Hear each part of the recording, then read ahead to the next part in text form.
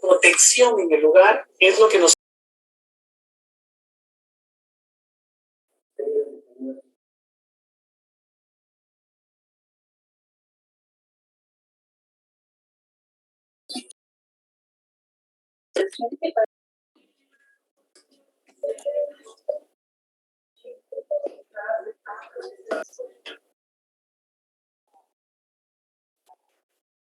Muy buenas noches, distinguidos y distinguidas estudiantes, gusto saludarles. Buenas noches, licenciado. Un gusto poder estar nuevamente con ustedes.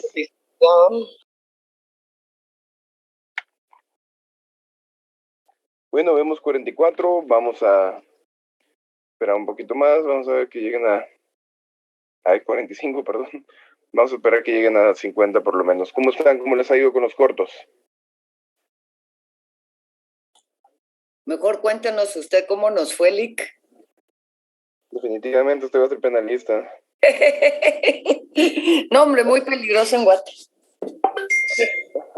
Que tiene respuesta para todo, compañera. Muy bien, eso está bien. Bueno, pero ustedes son pilas, yo sé que son un grupo excelente.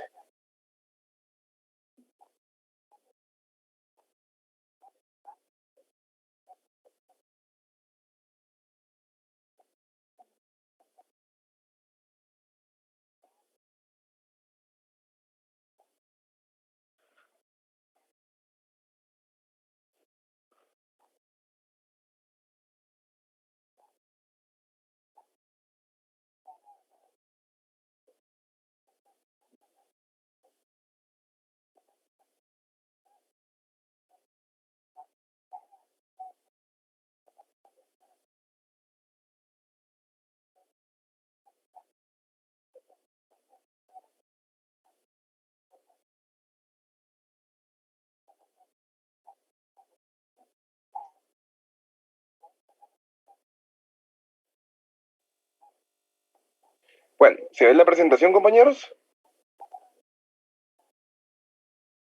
Sí se ve, licenciado. Sí, se mira, Lic. Sí, Lic. Vamos a dar inicio en este momento. Licenciado. Muy agradecido a todos por contestar.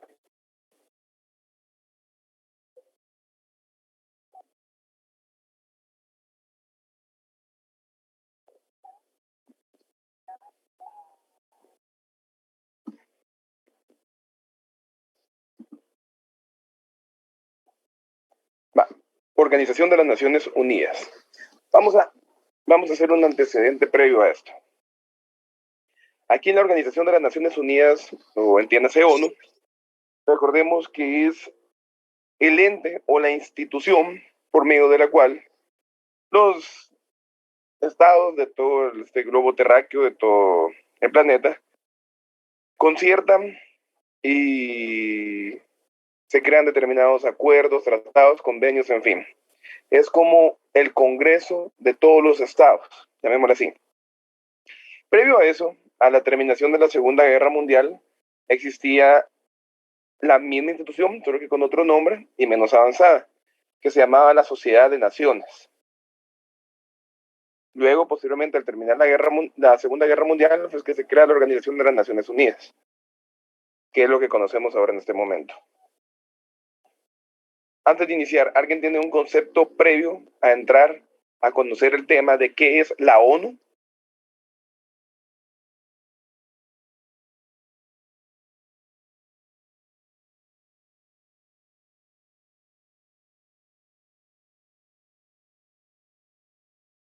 Bueno, vamos a entrar entonces.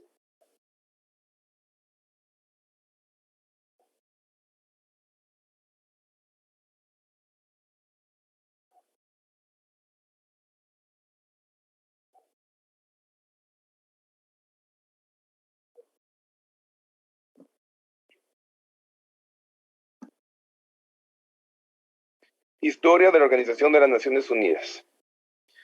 Cuando la Segunda Guerra Mundial estaba a punto de finalizar en 1945, las naciones estaban en ruinas y el mundo quería paz. Representantes de 50 países se reunieron en San Francisco, California, en conferencia de las Naciones Unidas sobre organización internacional del 25 de abril al 25 de junio de 1945. Vean el plazo durante el cual estuvieron reunidos. Al final de cuentas no son reuniones que duran 2 horas, 5 horas o un día. Duraron meses para poder avanzar. Durante los siguientes 2 meses procedieron a redactar y luego a firmar la Carta de la ONU, que creó una nueva organización internacional. Las Naciones Unidas, que se esperaba, evitaría otra guerra mundial como la que acababan de vivir.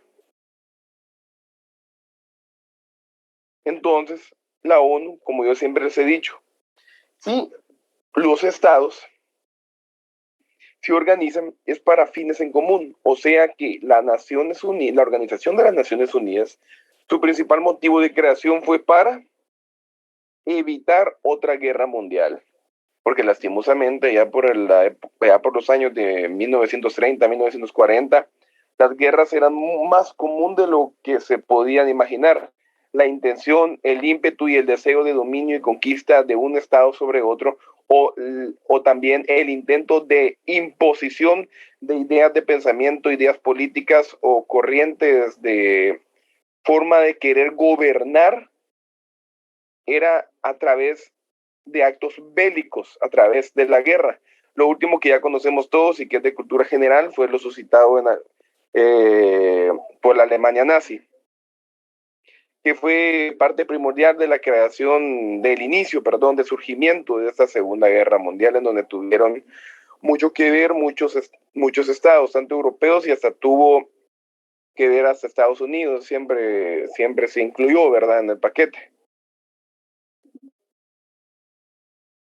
Estando también en ese tiempo lo que era el problema que surgía entre comunistas, capitalistas, Pacto Varsovia, la OTAN, en fin.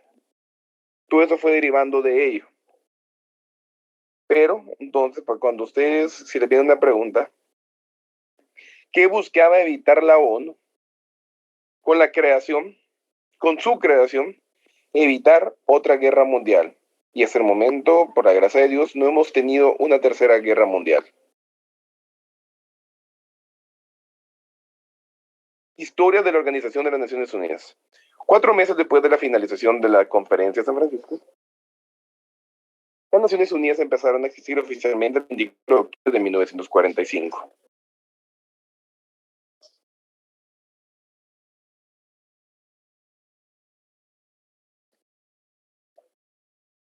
Después que la carta fuera ratificada por China, Francia, la todavía Unión Soviética, el Reino Unido, los Estados Unidos y la mayoría de los demás signatarios.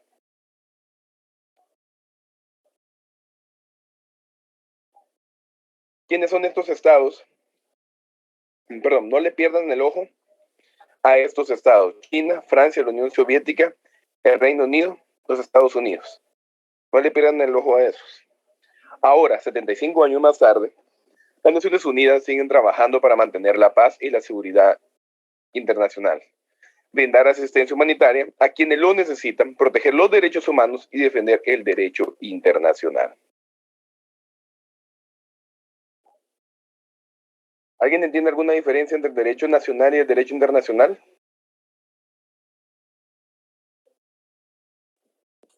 El derecho nacional se aplica a un territorio en específico, en cambio el internacional pues obviamente se dedica más que todo a normar las relaciones entre los estados. Excelente aportación, me gustó muchísimo. ¿Con quién tuvo el gusto?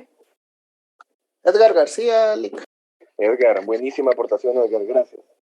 Muy atinado, definitivamente. El derecho nacional pues es lo que nosotros conocemos, nuestras normas ordinarias, activas, todo eso. Pero ya el derecho internacional específicamente sí iba orientado a normar las relaciones entre los demás estados, ¿verdad? Muchas gracias, compañero.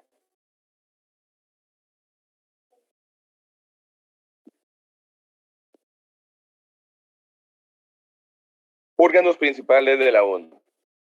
Los principales órganos de las Naciones Unidas son la Asamblea General, el Consejo de Seguridad, el Consejo Económico y Social, el Consejo de Administración Fiduciaria, la Corte Internacional de Justicia y la Secretaría de la ONU. Todos se establecieron en virtud de la Carta de las Naciones Unidas cuando se fundó la organización en el año 1945. Ahora vean esto, es decir, que desde 1945 estos mismos órganos son los que rigen. ¿Consideran ustedes que todavía son útiles o necesitarían algún tipo de actualización o la inclusión de otro tipo de órgano?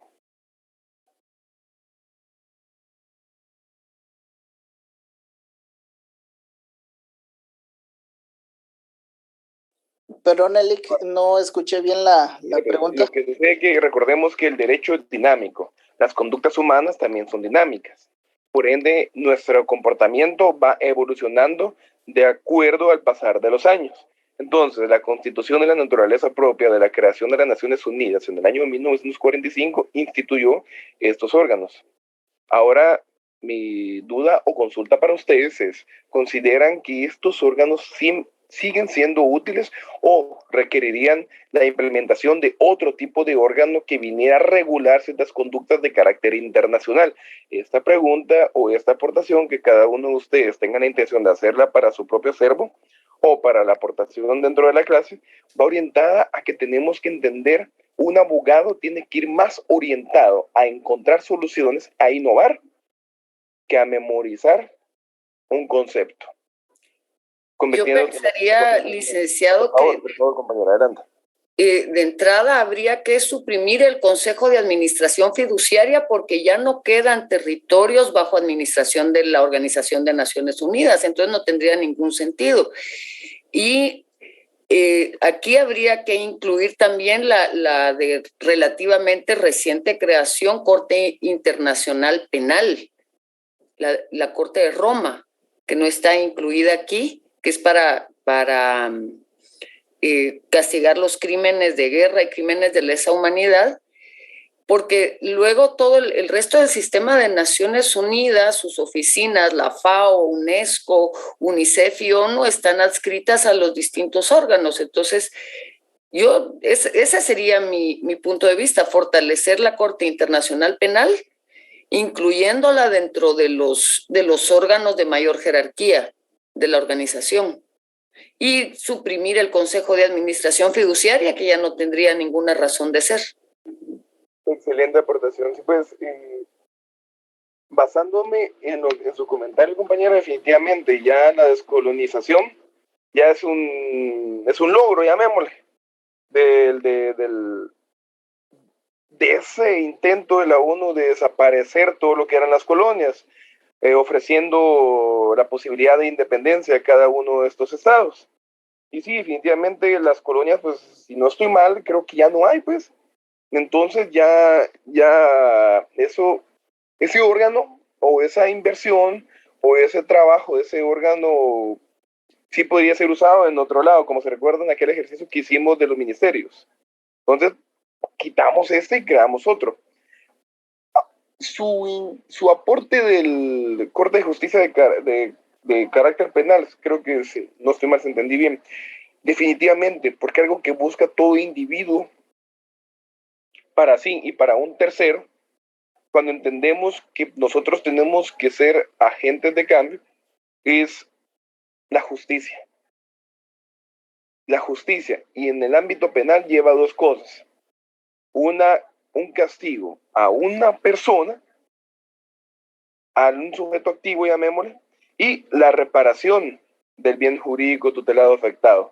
Ahora imagínense eso, si la ONU pudiera tener esos aspectos y orientarlos y desglosarlos a los demás países, ¿cómo podría evolucionar la justicia en carácter penal? Muy buena aportación, compañera. Muchas gracias. Vamos a ver, seguimos. Ahorita vamos a ver lo que es cada uno de los órganos. Y ahorita vamos a entender qué funciones cumple cada uno de estos, porque recordemos que la ONU en sí viene siendo como un mini estado que busca como no gobernar ni imponer, busca como ser ese ente de apoyo para los demás estados, y es un punto de convergencia para los mismos, y entre ellos poder ofrecerse soluciones para consigo mismos. La Asamblea General de la ONU es el órgano representante, normativo y deliberativo de la ONU. ¿Qué significa deliberativo, compañeros? La Asamblea General. ¿Que toma decisiones, Lick? Exacto, Edgar, compañero. Exacto. Es el órgano de... ¿Se recuerdan que al inicio yo les dije que era un tipo congreso? Porque en esencia viene siendo una similitud de ello. Porque delibera, tiene órganos específicos, tiene representación, en fin. Ahorita vamos a ir haciendo este ejercicio. Y el único que cuenta con representación universal al estar representados sus 193 estados miembros. O sea que cada estado tiene el derecho de participar en la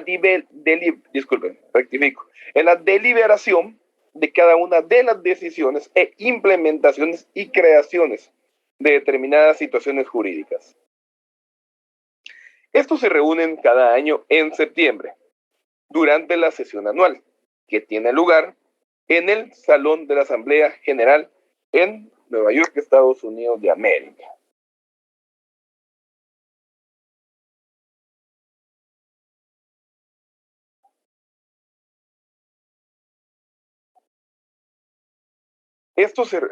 Durante sus primeros días se realiza un debate general en el que participan y hablan numerosos jefes de Estado. La toma de decisiones en la Asamblea General requiere una mayoría de 2/3 cuando se trata de asuntos de vital importancia, como aquellos referidos a la paz y la seguridad, la admisión de nuevos miembros y los asuntos presupuestarios. Las decisiones en otras cuestiones se toman por mayoría simple. Cada año se elige a un presidente que ejerce el cargo durante un año. Es decir, digamos que este pleno o esta asamblea general tiene un presidente tal cual como funcionaría un congreso. Miren qué bonito. Vamos. El Consejo de Seguridad, y a criterio de este servidor, a mi consideración, es el ente más importante de lo que puede ser la ONU. Lógico, la Asamblea General también, porque a través de ellos se toman las decisiones, sí. Pero el Consejo de Seguridad va más allá, por la importancia de sus decisiones también. El Consejo de Seguridad tiene la responsabilidad principal, escuchen esto, responsabilidad, o sea que el Consejo de Seguridad tiene la responsabilidad, si lo vemos así, de todos los estados existentes en el mundo. O sea, de la seguridad.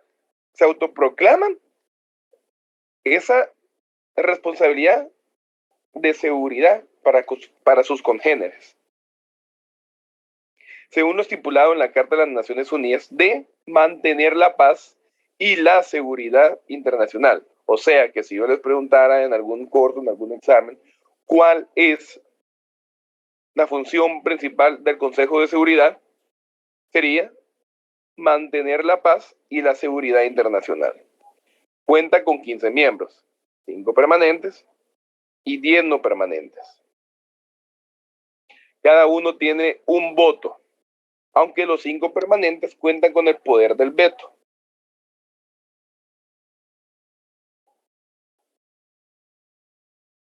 Según la Carta, todos los Estados miembros están obligados a adoptar las decisiones del Consejo. Vean esto.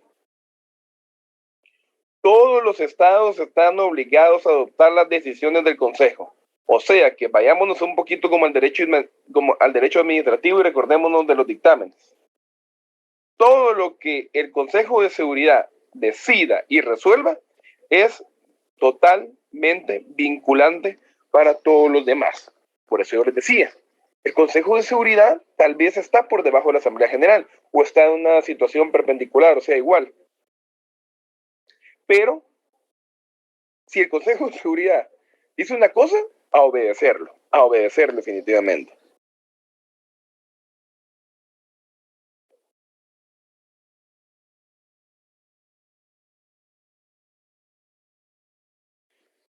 El Consejo de Seguridad dirige la labor de determinar la existencia de amenazas contra la paz o de actos de agresión.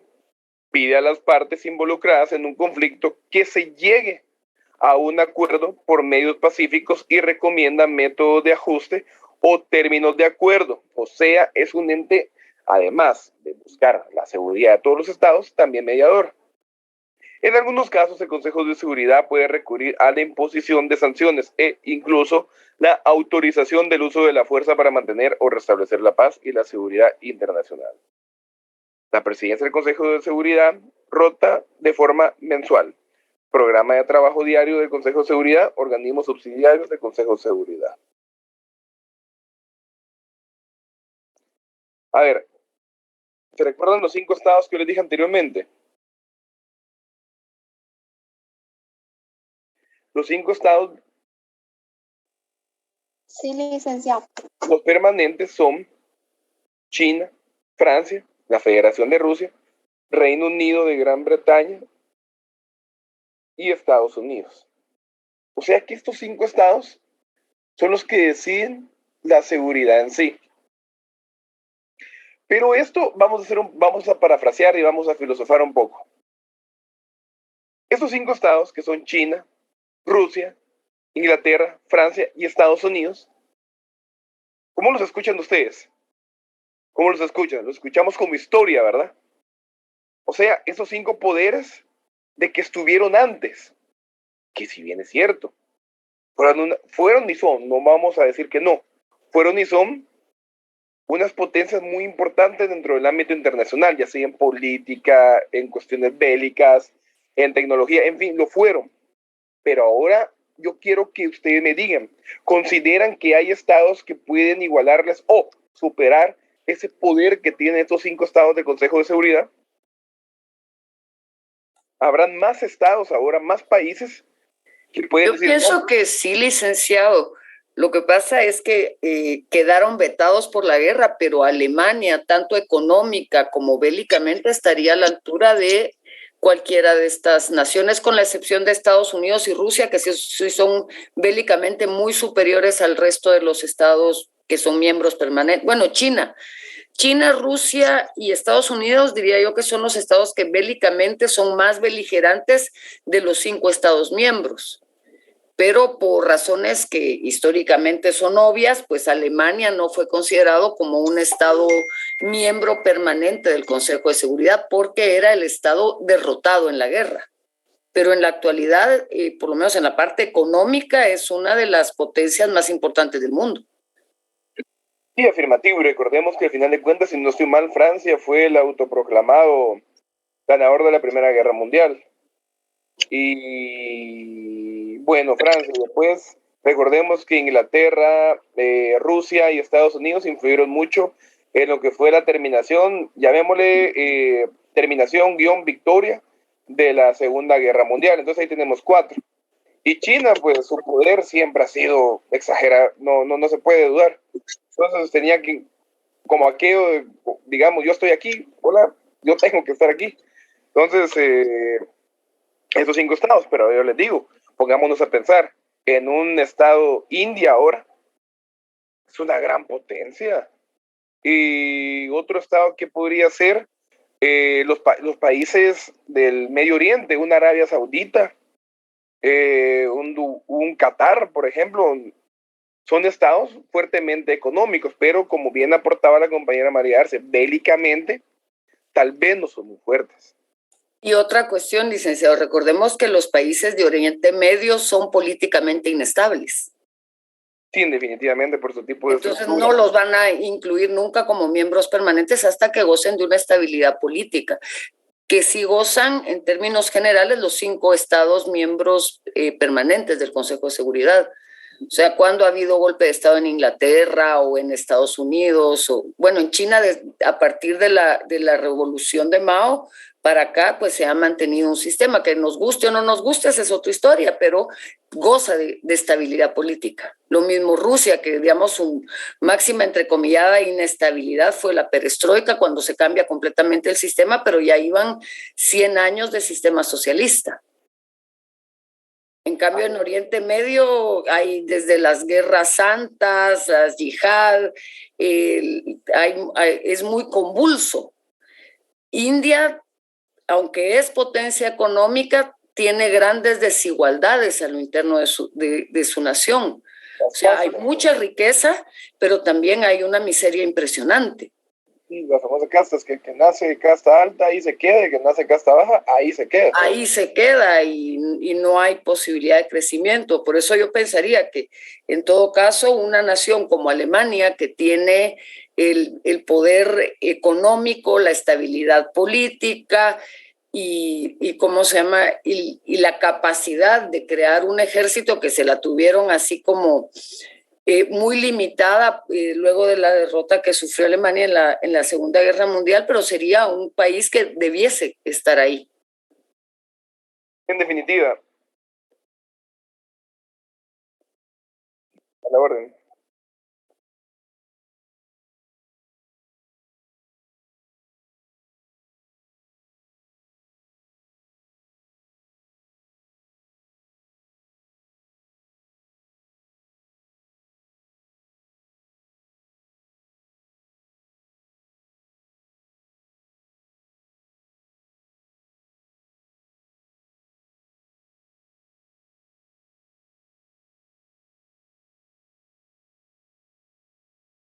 Y también es cierto, también.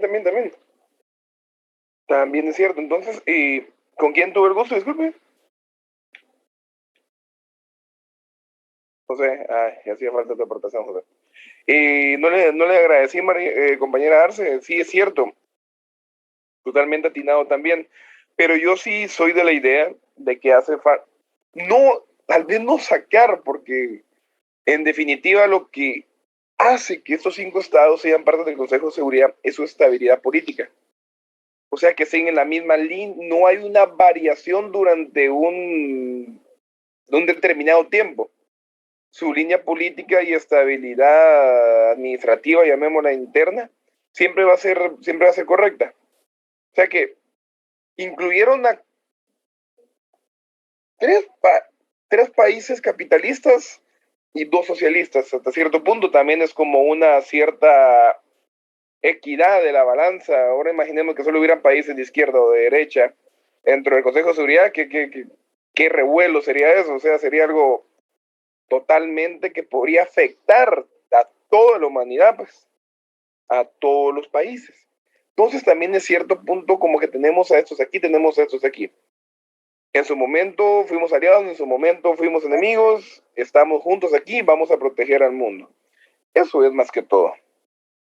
Pero yo sí me quedo con que haría falta incluir a otro estado. Vamos a seguir. Bueno, y a lo que se refiere solo con último, aquí dice derecho de veto, ¿eh? Cada uno tiene un voto, aunque los 5 permanentes cuentan con el poder de veto. ¿Qué se refiere a esto? Que aunque así haya habido una decisión por el pleno de los 5 y 10, que son 15, una decisión, llamémosle 7, 8 votos a favor, y digamos que un estado de los 5 permanentes no está de acuerdo, puede oponerse a esa decisión por la calidad que tiene. A eso se refiere lo que es el derecho de veto dentro de los 5 estados permanentes.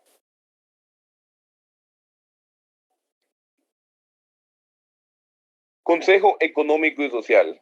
Así como tiene vida jurídica propia, la Organización de las Naciones Unidas también necesita un Consejo Económico. Todo para ver todo lo de la economía. En fin, como yo les digo, la Organización de las Naciones Unidas es una institución jurídica que al final viene siendo como un pequeño estado que sirve de asesor para los demás. Entonces dice, el Consejo Económico y Social es el encargado de tratar los asuntos económicos, sociales y medioambientales, mediante la revisión de las políticas que se adaptan, su coordinación y la creación de recomendaciones. ¿Alguien entiende cuando se habla de una recomendación? Una recomendación puede obligar a un Estado, puede obligar a otro, a alguien. Una recomendación del Consejo Económico y Social puede obligar, digamos, al Estado X a realizar determinadas acciones. Les pregunto. Depende, dicen los abogados. Afirmativo. Depende porque, a ver, De hecho, o sea, en el libro, en la teoría, dice que no es coercitiva la recomendación, pero si el país a quien se le hace esa recomendación es económicamente vulnerable, pues la recomendación casi sí es imperativa, porque no, o sea, no se va a pelear con el sistema de Naciones Unidas ese país, al no acatar esas recomendaciones. ¿Quién se va a querer pelear con? No, o sea, los países pequeños no pueden decir que no, los grandes sí. Lastimosamente, vieron cómo yo siempre les he dicho que esto de los estados en cuestión internacional viene siendo como una colonia de vecinos. A la casa rica, el que tiene la casa más grande, el más apoderado, el vecino de más dinero, ¿quién le va a decir que no a algo? ¿Quién le va a imponer algo? En cambio, el vulnerable, lógicamente, la recomendación tiene que hacer eso. Bueno, así voy a hacer, así no me van a molestar, voy a estar bien, no me van a hacer nada. Y en definitiva, tiene que hacerlo. Como dice la compañera María Arce, las recomendaciones no son vinculantes, meramente a derecho, pero hay que tener un poquito de 2 deditos de frente. Después de las recomendaciones viene, bueno, ¿qué está no la acató. ¿Qué pasó aquí? Bueno, hallazgos. ¿Qué pasa? Sanciones. Y en ocasiones dice, bueno, si me están recomendando esto es por algo. Yo les digo porque trabajé en una institución donde las recomendaciones que hacíamos, lógicamente, le estamos recomendando. Ah, pero no lo hace. ¿Y dónde están los derechos humanos? ¿Por qué no hizo esto? Porque aquí todo es una cadenita, al final de cuentas. Licenciado, ¿A la orden? un claro ejemplo sería lo que pasó ahorita con Rusia, ¿verdad? Y el otro país, o sea, Estados Unidos le recomendó de que acabara la guerra con ¿cómo se llama el otro país? Se me olvidó. Ucrania. Con Ucrania. Con Ucrania, gracias María. Pero quería sancionar a Rusia y total de que Rusia le valió, pues, o sea, que lo sancionara y todo, pero no pasó nada más. ¿Por qué? Porque son dos potencias muy, muy poderosas que están taco a taco, pues se podría decir. Es que es como en el caso de las familias, por ejemplo, cuando dos hermanos están discutiendo o están peleando, están en el mismo nivel.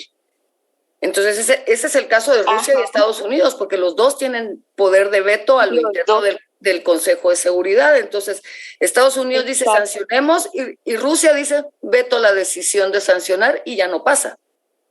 Ahora, en el caso nuestro como país, siento que Guatemala ya alguna vez fue miembro del Consejo de Seguridad. O sea, Guatemala entraba como, están como que era el hijo entrando a la casa donde están, a una reunión en donde están los papás y los tíos y los abuelos. Entonces, cuando los papás le dicen al hijo, mira, mijo, yo te recomiendo que no hagas tal cosa porque te vamos a sancionar. Entonces, ahí está la disparidad, ¿verdad? Sí. En definitiva, ¿quién fue la compañera que aportó? Fue Gigi Zulema. Gigi. Muchas gracias, Gigi. Igual, Sí, compañera. bueno, Gracias. Entonces dice, además, sirve como mecanismo central para las actividades del sistema de la ONU y sus agencias especializadas en campos económicos, sociales y medioambientales, ya que supervisa los cuerpos subsidiarios y de expertos. La Asamblea General elige a los 54 miembros del Consejo para periodos superpuestos de 3 años. Es la plataforma central de las Naciones Unidas para la reflexión, el debate y el pensamiento innovador acerca del desarrollo sostenible. Qué bonito se lee, ¿verdad? Es la plataforma central de las Naciones Unidas para la reflexión, el debate y el pensamiento innovador acerca del desarrollo sostenible. Qué bonito. En definitiva, entonces viene siendo como un órgano de conciencia, la verdad, el Consejo Económico Social, tomando en consideración este último parte del párrafo. ¿Ya se lo comió? ¿Ya se lo comió? Proseguimos. Consejo de Administración Fiduciaria, lo que comentaba la compañera María Arce.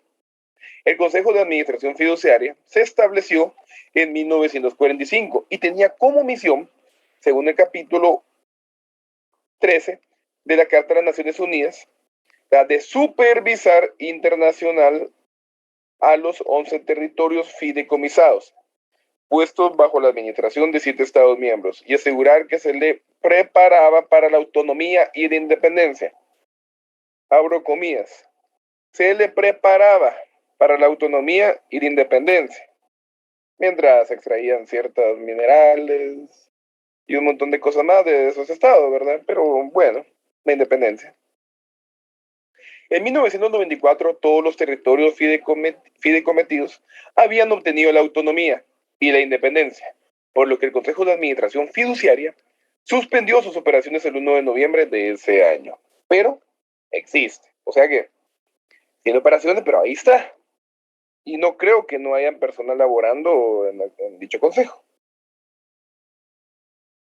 A través de una resolución, el Consejo modificó su reglamento para eliminar la obligación de reunirse anualmente y acordó reunirse según requiera la ocasión por decisión propia o de presidente, o por petición de la mayoría de los miembros de la Asamblea General del Consejo de Seguridad. Corte Internacional de Justicia. La Corte Internacional de Justicia es el órgano judicial principal de las Naciones Unidas. Su sede está en el Palacio de la Paz, en La Haya, Países Bajos. Es el único de los 6 órganos principales. Bueno, solo un comentario, compañeros. Cuando yo esto lo aprendí hasta hace muy poquito, Holanda no se llama Holanda, sino que el nombre correcto es Países Bajos. Es el nombre, yo hasta hace poquito tuve que aprenderlo de una manera muy especial. Entonces, cuando quieran referirse a Holanda, es Países Bajos. Netherlands, creo que sería en inglés. Es el único de los 6 órganos principales de la organización que no se encuentra en Nueva York. Su función es resolver de acuerdo con la legislación internacional. Escuchen esto. Su función es resolver de acuerdo con la legislación internacional las disputas legales presentadas ante ella por los distintos estados y emitir dictámenes consultivos acerca de las cuestiones legales que los órganos autorizados y las agencias especiales le planteen. La Corte Internacional de Justicia funciona de conformidad con su estatuto. ¿Alguien me puede hablar de otro órgano similar que existe en América? Sería la Corte Interamericana de Justicia, licenciado. Exactamente, la famosa CIDH. No, pero sí, la Corte Interamericana de Justicia. Perdón, es Corte Interamericana de Derechos Humanos. Perdón. Sí, cabal, sí. Corte Interamericana de Derechos Humanos, sí. Exactamente, la CIDH va. Ese órgano viene siendo una representación de la Corte Internacional de Justicia. Yo no recuerdo, y no les voy a mentir, pero yo no considero que una esté arriba de otra, porque la Corte Internacional de Justicia creo que va más orientada a temas ya no tanto de casos, por ejemplo, penales, civiles, laborales, sino que va orientada a temas, pero más grandes, como cuestiones limítrofes o de guerra, o cuestiones más grandes entre estados. En cambio, la Corte Interamericana de Justicia, bueno, al menos para nosotros, Latinoamérica, la Corte Interamericana de Derechos Humanos va más orientada a que, bueno, en mi estado, Guatemala, no me resolvieron y considero que aún no estoy satisfecho con la resolución que se me dictó. En este caso sería la resolución dictada por la Corte de Constitucionalidad, y considero que aún no estoy conforme, que me voy a la CIDH, y ahí mismo en la comisión planteo el caso, y la comisión de la CIDH decide si es admisible para conocerlo. El cual se debe trabajar Luego a la diario comisión complementaria a las clases con el tutor, tomando en cuenta que las horas de trabajo en plataforma variarán. Ahí está, disculpen. Si la comisión decide que sí pasa el caso, entonces ya se conoce y se abre el proceso, que es un proceso totalmente diferente a lo que conocemos aquí. Pero solo era un comentario para hacer, digamos, una equivalencia en nuestro ámbito latinoamericano o habla hispano. Su función es resolver de acuerdo con la legislación internacional. Bueno, eso ya. Vamos con la última. La Secretaría de la ONU. Si no estoy mal, es Antonio Guterres, creo que es el actual secretario general, que fue muy criticado durante la pandemia. Bueno, la Secretaría está encabezada por el secretario general y lo conforman decenas de miles de miembros de personal internacional que trabajan en distintas estaciones de destino por todo el mundo, realizando a diario el trabajo estipulado por la Asamblea General y los otros órganos principales. El secretario general es el oficial administrativo jefe de la organización. El secretario general es el símbolo de los El secretario general es el símbolo de los ideales de las Naciones Unidas y portavoz de los intereses de los pueblos del mundo. Portavoz de los intereses de los pueblos del mundo. En particular, los pobres y vulnerables. La utopía y el idealismo aún no existe. El personal de la ONU es reclutado a nivel internacional y local y trabaja en lugares de destino y en las misiones de paz y todo el mundo. Pero servir a la causa de la paz en un mundo violento es una ocupación peligrosa. Desde la fundación de las Naciones Unidas, cientos de hombres y mujeres abnegados han perdido su vida al servicio de la causa de la paz. ¿Alguien me puede decir esto a servicio de la causa de la paz? ¿Quiénes son estos? Ubican los cascos azules. Los cascos azules son, por ejemplo, aquí en Guatemala, hay cierto personal del ejército, del Ministerio de Defensa, llamémosle militares, para que entendamos de forma coloquial, que son reclutados por la ONU y son enviados comúnmente a África, a Haití, o lugares verdaderamente tal vez en inicio de desarrollo. No ni en desarrollo, en inicio de desarrollo. Y donde hay situaciones bélicas que aún en la actualidad hay países, hay estados donde existen situaciones bélicas muy grandes que ni nos podemos imaginar. Y estos cascos azules acuden a esos lugares para tratar de contener la situación bélica y muchos han muerto por eso.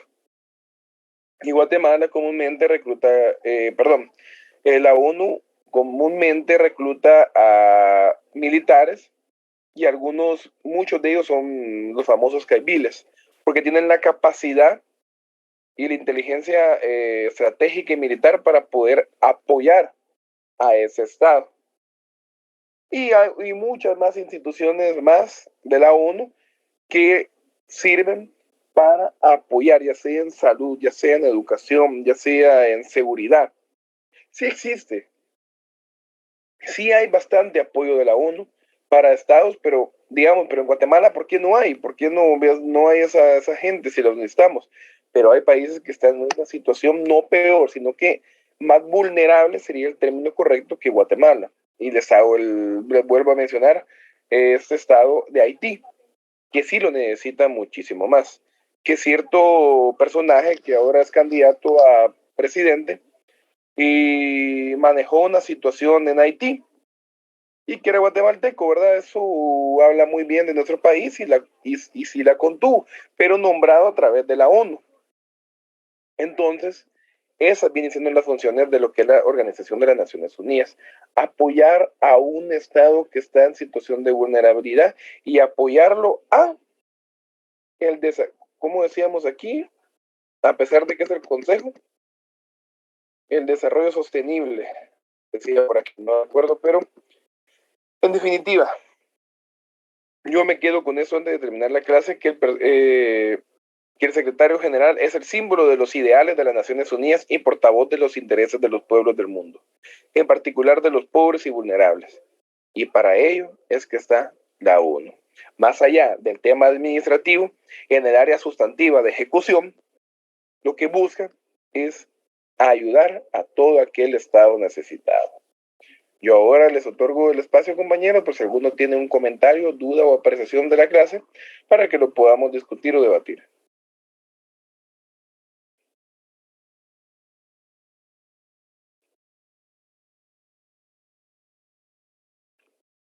Muy bien, excelente compañero. Yo les agradezco infinitamente lo que es su atención el día de hoy, el debido respeto que tuvieron, súper un 100 para todos ustedes y el agradecimiento por estar presentes en esta clase.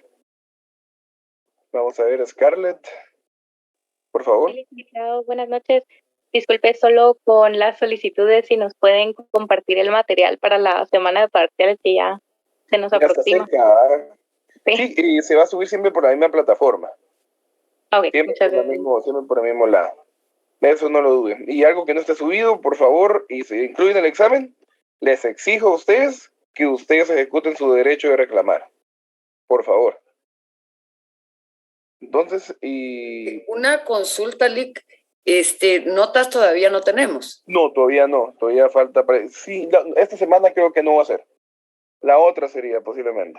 Ok, muchas gracias, Lick. Muy amable. A la orden. Entonces, y compañeros y compañeras, damos por terminada la clase del día de hoy. Primero Dios, nos vemos el día de mañana. Y para mí fue un gusto y un placer y un honor estar con ustedes.